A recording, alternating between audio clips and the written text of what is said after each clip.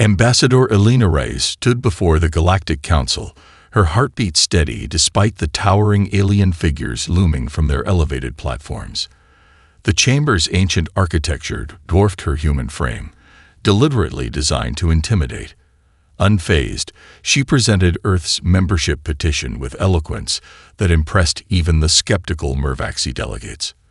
But when she revealed humanity's rapid technological advancement, 15 years from discovering alien life to achieving FTL travel, the chamber's atmosphere shifted.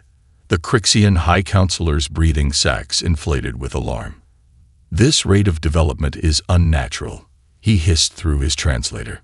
Without warning, crystalline barriers sealed the chamber exits as Elena was seized by security drones.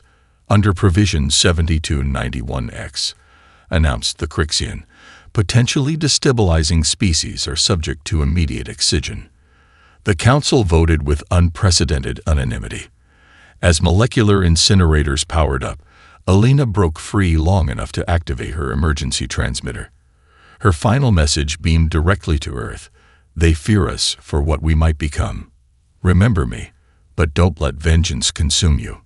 The galactic feeds captured her atomization in high definition, broadcasting it as a warning to lesser species. They never noticed her transmitter's secondary function, downloading the Council's secure databases during her execution. Light years away, Lieutenant Commander David Chen sat bolt upright in the observation deck of the UES Pathfinder, Earth's diplomatic escort vessel, held at the Council-mandated distance from Galactic Hub space. The quantum entanglement communicator, technology the Council believed humans hadn't mastered, had just received Elena's data burst.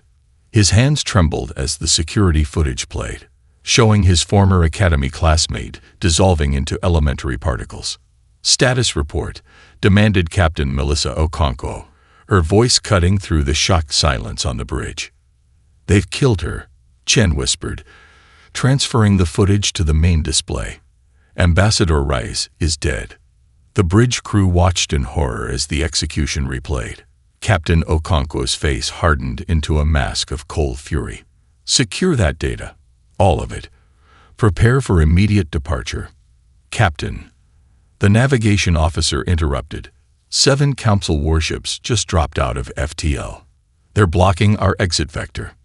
The quantum communicator chimed again, this time with a message from the Crixian flagship, "Human vessel. Your species has been deemed unfit for galactic integration. Surrender for processing." Okonkwo's laugh was brittle. "Processing? Is that what they call it now?" She turned to her communications officer. "Initiate protocol Trojan Horse." As the Pathfinder's engines powered up, every system appeared to fail simultaneously. Emergency lights flickered on as the ship started drifting. Distress signals, standard procedure for catastrophic system failure, blared across all frequencies. "Let them think we're crippled," Okonkwo ordered. "Chen, tell me what Reyes sent us." David's fingers flew across his console as he unpacked Elena's final transmission. "It's enormous, Captain. Military deployments, weapons capabilities, species vulnerabilities. And this."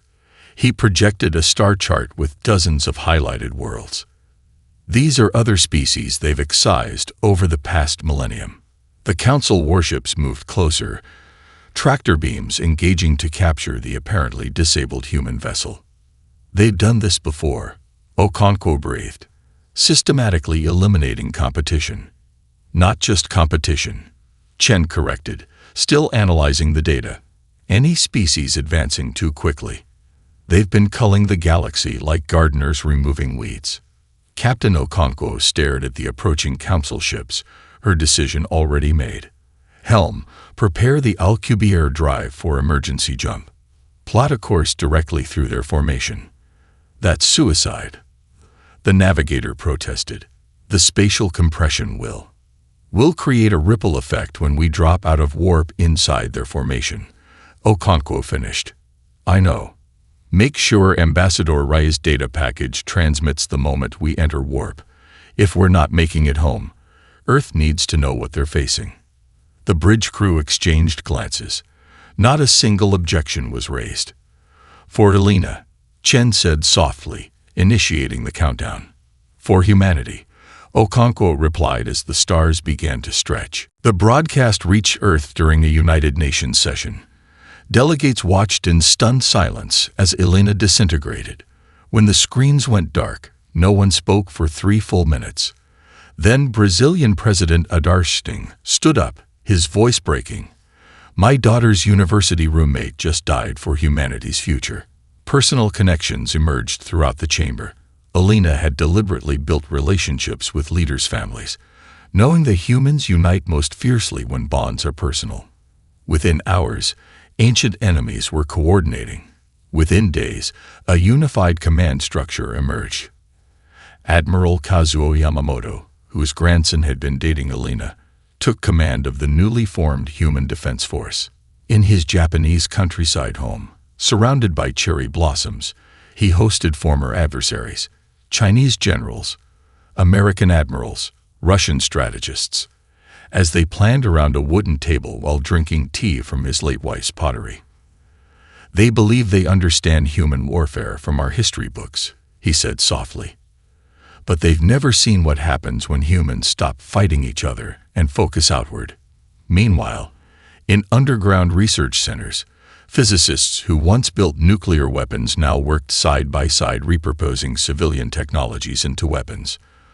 Dr. Fatima Rahal, who pioneered asteroid mining techniques, wept as she reconfigured her gravity manipulators into weapons. Elena helped fund my research, she whispered to her team. She believed it would build humanity's future among the stars. The silence that had fallen over Earth's cities was broken 3 days later, when the Pathfinder's final transmission reached home. Every screen across the planet simultaneously displayed Captain Okonkwo's face, calm despite the chaos visible on her bridge. People of Earth, this is Captain Melissa Okonkwo of the UES Pathfinder. By now you know Ambassador Reyes has been executed. What you don't know is that she managed to steal their secrets in her final moments. Her eyes hardened. Before we go, I need you to understand what we're facing. This council has been systematically exterminating promising species for millennia. We aren't the first, but I promise you, we will be the last they underestimate. The transmission cut to a blinding flash as the Pathfinder's warp field collapsed, tearing a hole in space-time that consumed 3 council warships before the feed went dark. Earth's orbital defense grid activated immediately after the transmission, a precaution that proved prescient when 7 council scout ships appeared at the edge of the solar system 12 hours later. They never made it past Jupiter. The experimental railguns on Europa's research stations, ostensibly developed for asteroid deflection, fired in perfect synchronization, demonstrating acceleration capabilities that Council intelligence had deemed technologically impossible for humans. In the smoldering aftermath, industrial centers across Earth began the transition to war production with unprecedented speed. Traditional competitors shared proprietary technologies. National armaments became global resources. At NASA headquarters, Director Sophia Williams unveiled Project Nemesis to the newly formed Defense Council. The Pathfinder's sacrifice bought us time and critical intelligence, she explained, displaying holographic schematics. We've identified 3 vulnerabilities in Council technology that their homogeneous development never addressed. She zoomed in on the first schematic, and modified communications array. Their quantum networks are centuries ahead of ours, but they all use the same baseline protocols. Thanks to Ambassador Reyes' data, we can manipulate those networks remotely. The second schematic showed a biological compound. Their dominant species share a common genetic ancestor. This targeted retrovirus can temporarily disable their neural systems without harming other life forms. The third display caused several council members to gasp. Most significantly, their FTL drives all utilize identical safety parameters. They can't conceive of bypassing these failsafes. But we can. Admiral Yamamoto studied the schematics carefully. How quickly can these be deployed? That's the elegant part, Williams replied. We don't need new ships or weapons. Everything we need can be retrofitted to existing systems. Across Earth's surface, billions of humans moved with single-minded purpose. From the depths of the Mariana Trench Research Station to the lunar shipyards, a species accustomed to endless internal conflict discovered the terrifying efficiency of true unity. Across Council space, xenobiologists debated human psychology. "They'll attack immediately," predicted the Vol experts. Their history shows emotional, berserker responses to provocation. Security forces fortified central worlds, while economic sanctions were prepared for Earth. Yet 3 months passed in eerie silence. No diplomatic messages, no military movements. Some counselors celebrated. They've accepted their place. Others weren't convinced. "They're too quiet," warned Admiral Jhtar of the Pelraxi. His concerns were dismissed, until the attack on Crixian Prime's orbital shipyards. 7 converted mining vessels, their transponders identifying them as routine ore transports, simultaneously activated Dr. Rahal's modified gravity manipulators. The precisely calculated gravitational shearing literally pulled apart 37 capital ships like tissue paper. Security recordings showed human pilots, each wearing a patch with Alina's face, calmly activating the weapons before their ships were destroyed in the gravitational backlash. The attack was repeated simultaneously on 11 other Crixian military installations. The Galactic Council convened an emergency session as panicked reports flooded in. "Humanity did not attack our civilian populations," noted the Tellurid Observer. "They specifically targeted military assets and accepted suicide missions with 0 survivors." The implications stunned the Council's military experts. Humans were both precise in their vengeance and willing to sacrifice themselves. The combination was unprecedented in galactic warfare. On Crixian Prime, High Chancellor Vex Mori summoned his inner council to the deep bunkers beneath the capital city. Casualty reports scrolled endlessly on wall-mounted displays. "How did they penetrate our defenses?" he demanded, multifaceted eyes flashing with rage. 7 primitive mining ships should not have breached our security grid. Fleet Intelligence Director Zexkor stepped forward, mandibles clicking nervously.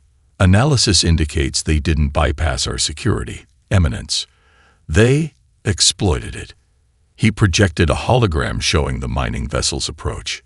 These ships transmitted valid identification codes. They passed 17 checkpoints without raising alarms because our automated systems recognized them as registered vessels from our own Proxima trading consortium. "Impossible," Vex Mori hissed. "Those credentials are quantum encrypted." "Yes," Zexkor agreed. "Which is why we believe the humans have compromised our entire authentication infrastructure." The implications are concerning. Before the Chancellor could respond, a priority alert flashed across all screens. Reports of simultaneous attacks flooded in from across Crixian space. But these weren't military targets. Agricultural research stations, communication arrays, and navigation beacons were all reporting catastrophic software failures. "No explosions, no human ships detected," Zexkor reported, confusion evident in his voice. "They appear to be attacking our infrastructure via our own networks." Meanwhile, in the cold void between star systems, a single human stealth vessel drifted silently. Inside, Commander Maya Ortiz monitored the cascading chaos spreading through Council networks. "Phase 1 complete," she reported to her crew of 12. All that remained of Earth's cybersecurity elite, after the others deployed to different sectors. "The worm is self-propagating through their systems. Time to release the second payload." Her executive officer, Lieutenant Hassan Khalid, examined the real-time intelligence streaming from their compromised Council systems. They're still scrambling to respond to the shipyard attacks. They haven't even realized their networks are compromised. Ortiz nodded grimly. "That's because they're looking for a frontal assault. They expect warships and energy weapons, not lines of code." "Have we heard from the other teams?" asked Khalid. The Europa squad successfully inserted the bioweapon into the Crixian agricultural network, Ortiz confirmed. Team Shangri-La has control of their navigation infrastructure, and Jakarta Squadron has just penetrated their financial systems. On her command screen, Ortiz could see thousands of council ships mobilizing, rushing to defend against phantom attacks while the real damage spread invisibly through their networks. The Crixian military, caught between multiple apparent threats, was fracturing its forces, exactly as planned. "They thought we'd throw everything at them at once," Ortiz murmured. "They don't understand that humans are predators. We know how to be patient." High Marshal Vrax addressed the combined fleet with confidence. "Humanity's ships are technologically inferior. We will crush them in conventional warfare." 3 days later, the Marshal's flagship detected a human battle group and moved to intercept. The expected frontal assault never materialized. Instead, the human vessel scattered in an incomprehensible pattern that violated all known tactical doctrines. When Vrax's analysts finally identified the pattern, based on something humans called Brown in motion, it was too late. The scattered ships had seeded the engagement zone with miniaturized FTL drives attached to asteroid fragments. At a synchronized moment, the FTL drives activated, briefly accelerating their asteroid hosts to near-light speed before burning out.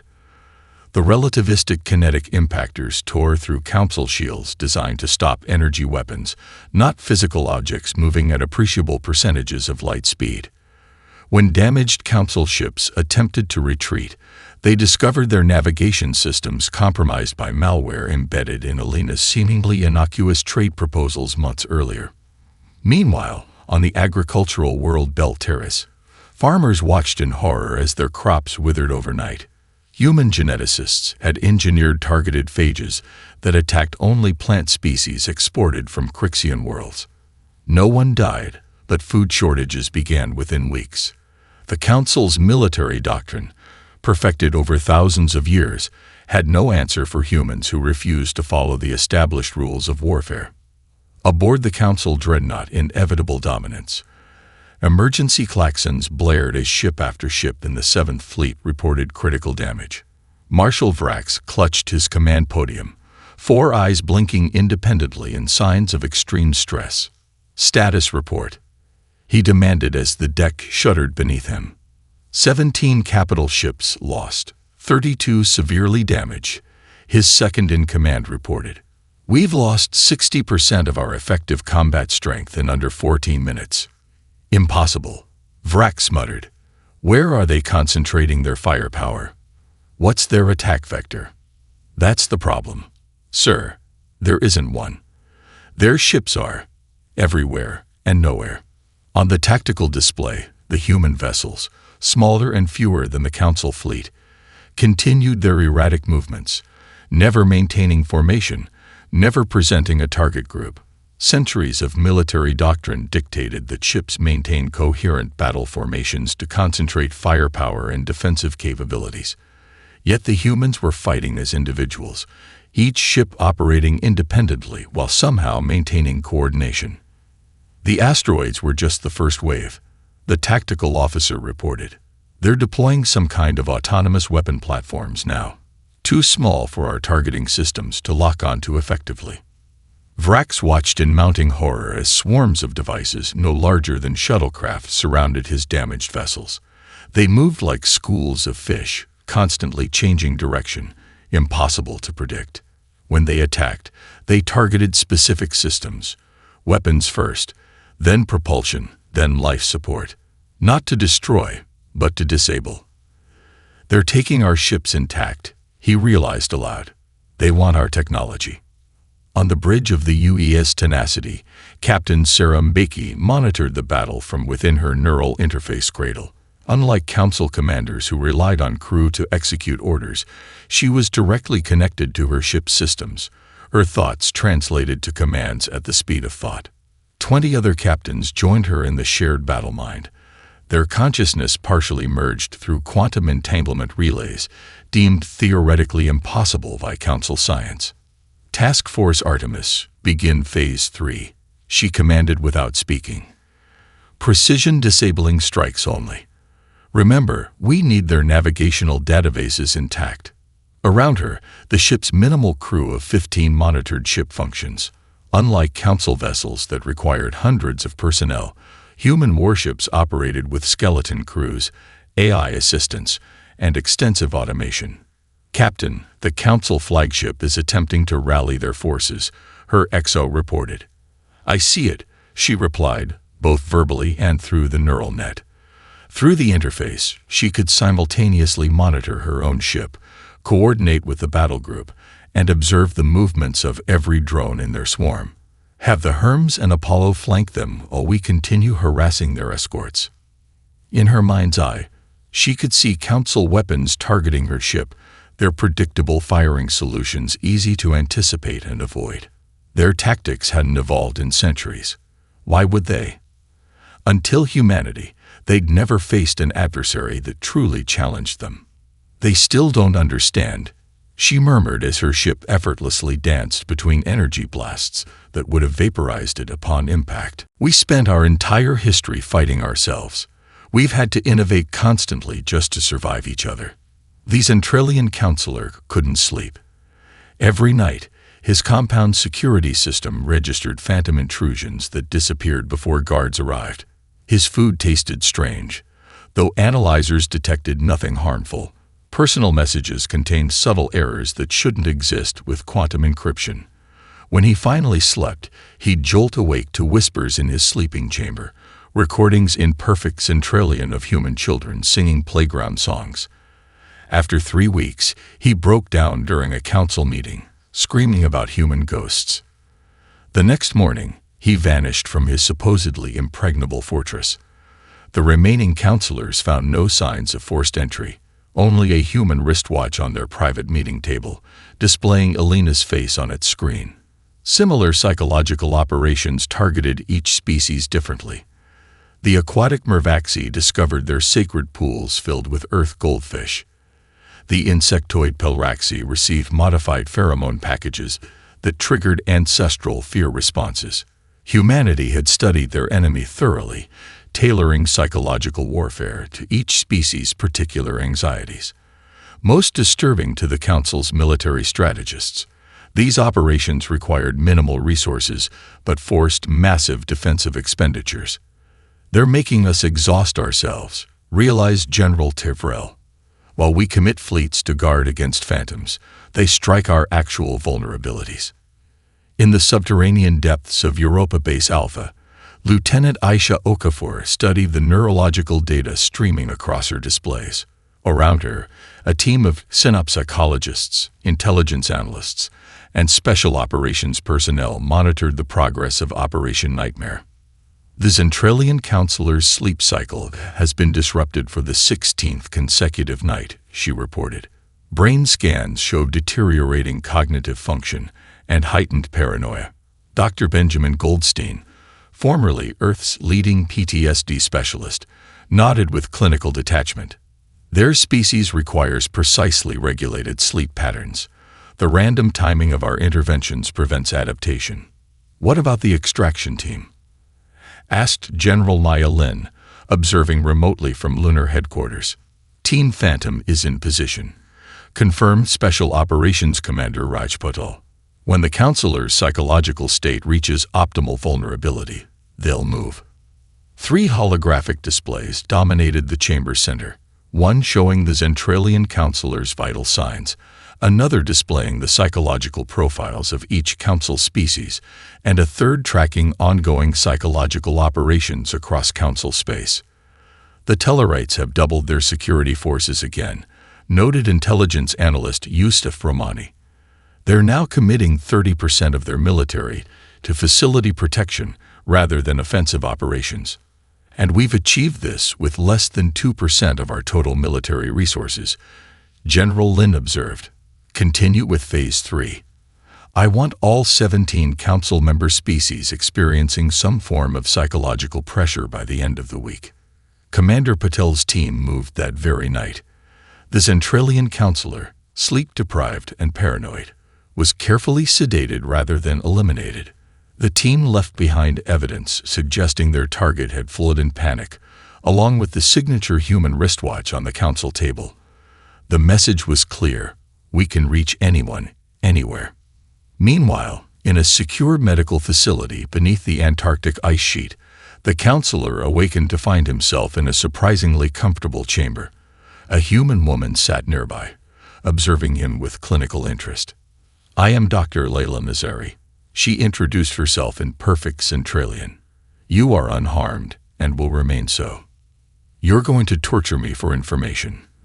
The counselor hissed, his skin flushing with terror pheromones. Dr. Nazari shook her head. "No, we already have access to all council databases. You're here for a different purpose." She gestured to viewing screens showing other council officials experiencing their own personalized psychological operations. "We're studying how your species responds to fear. Each operation is carefully calibrated, significant enough to create anxiety, but never enough to trigger system-wide panic or martial law." The counselor's compound eyes widened in horrified understanding. "You're not trying to defeat us militarily." "Not primarily," Dr. Nazari agreed. "We recognized early that conventional warfare would be unnecessarily destructive to both sides. Instead, we're demonstrating that your security is an illusion, that you cannot protect yourselves from us, that your technological superiority means nothing against human ingenuity."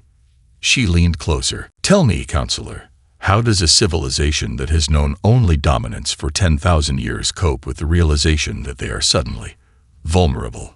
After the orbital habitat crisis, where 12 council civilian habitats found themselves on collision courses due to simultaneous navigation failures, the council requested negotiations. They expected humans to arrive with overwhelming force. Instead, a single unarmed diplomatic vessel appeared carrying Marco Reyes, Alina's brother. His physical resemblance to his sister sent shockwaves through the council chamber. More shocking was his demeanor, not triumphant but somber. "My sister believed in peaceful coexistence," he began, activating a holographic display. "Before you executed her, she downloaded your complete historical archives." The display showed thousands of suppressed incidents spanning millennia, emerging civilizations deemed threats and eliminated before reaching the stars. "Your civilization isn't evil," Marco continued, pacing the chamber where his sister died. "You're afraid. 10,000 years ago, the progenitor war nearly wiped out all intelligent life. You've been culling dangerous species ever since, fearing another apocalypse." He paused before the Crixian counselor. "We understand fear, but humanity overcame our fears to reach the stars. Now you face a choice. Continue this war you cannot win, or help us build something better." The human terms stunned the counselors. Not surrender, but reformation, abolishing the hierarchical council and creating a federation where established species would mentor emerging civilizations rather than destroy them. The diplomatic vessel Olive Branch maintained its position near the neutral station Concordia, where negotiations had entered their third grueling day. Inside the station's grand conference chamber, Marco Reyes stood before a three-dimensional projection of galactic territories. "The proposed demilitarized zones are reasonable," he insisted, addressing the council delegation. 6 light years of buffer space between our respective borders, with joint monitoring stations. "Unacceptable," growled Zerfal, the Crixian representative. "You demand we withdraw from systems we've occupied for millennia, while your forces remain at high alert." Marco allowed himself a thin smile. "Your forces are already withdrawing from those systems. Our intelligence indicates 17 fleet groups have pulled back in the past week alone." The council delegation exchanged alarmed glances. Their strategic repositioning was supposed to be classified at the highest level. From her observation post aboard the Olive Branch, Admiral Hannah Chen monitored the negotiations with cautious optimism. Beside her, Dr. Nazari provided psychological analysis of the council representatives' reactions. "The Tellarate delegate shows physiological signs of acceptance," Nazari noted. "But the Crixian remains hostile." "They've lost the most," Chen replied. "Their entire civilization was built on being the dominant species. It's hardest for them to accept a new paradigm." A priority communication interrupted their discussion, Admiral Yamamoto appearing via quantum-secured channel. "The Pelraxi splinter faction has broken ranks. he reported grimly. They've launched attacks against 3 human outposts in the Ta City system. Chen's expression hardened. Casualties. Minimal. Our defenses held. But this complicates the negotiations. On the station, Marco received the same intelligence update through his neural implant. Without breaking his verbal argument with the council delegation, he processed the information and made a strategic decision. I believe we should address the Pelraxi attacks, he announced calmly, causing the council representatives to freeze in mid-sentence. What attacks? Demanded Zerthal. Marco projected the real-time footage from Ta City. 3 hours ago, ships bearing Pelraxi registry attacked our research outposts. We repelled them with minimal casualties on both sides. The Pelraxi delegate chittered in agitation. Those are rogue elements. Not authorized by. We know, Marco interrupted, which is why we haven't retaliated against Pelraxi territory. He paused, letting the implication sink in. We could have. Instead, we're continuing these talks. Why? Asked the Mervaxi representative, her translucent fins rippling with confusion. Because humanity wants peace, Marco replied simply. Not just a cessation of hostilities, but a genuine, sustainable peace. He activated a new hologram, this one showing human medical ships providing aid to a Tellarite colony devastated by war damage. Even while we negotiate, we're already implementing our vision. These colonies accepted our assistance after their council defenses withdrew. The revelation produced visible shock among the delegates. Their military had concealed these humanitarian operations, fearing they represented human infiltration. Your paradigm has always been conquest or submission, Marco continued. Ours is different. We're offering partnership. We've studied your history, including the parts you've tried to hide. The progenitor war nearly destroyed you because you were divided. We're offering a path where we stand together instead. As negotiations progressed, council xenologists studied human behavior with new perspectives. On the neutral station Concordia, Vol Diplomat Shamar watched 2 human negotiators argue fiercely over trade protocols, then laugh together over meals hours later. Your colleague called your proposal criminally stupid this morning, Shamar observed. How are you friends now? Admiral Yamamoto smiled. Humans compartmentalize. We can despise ideas while respecting those who hold them. This concept baffled species who had evolved toward intellectual conformity. In another revealing incident, when a Tellarite freight carrier collided with a station, trapping hundreds, human emergency teams volunteered for rescue operations despite diplomatic tensions. The Tellarite ambassador asked why humans would risk their lives for recent enemies. Dr. Fatima Rahal, covered in debris dust after 12 hours of cutting through wreckage, replied simply, because they needed help. Most illuminating was the human response when a radical Crixian faction bombed a human settlement on Mars.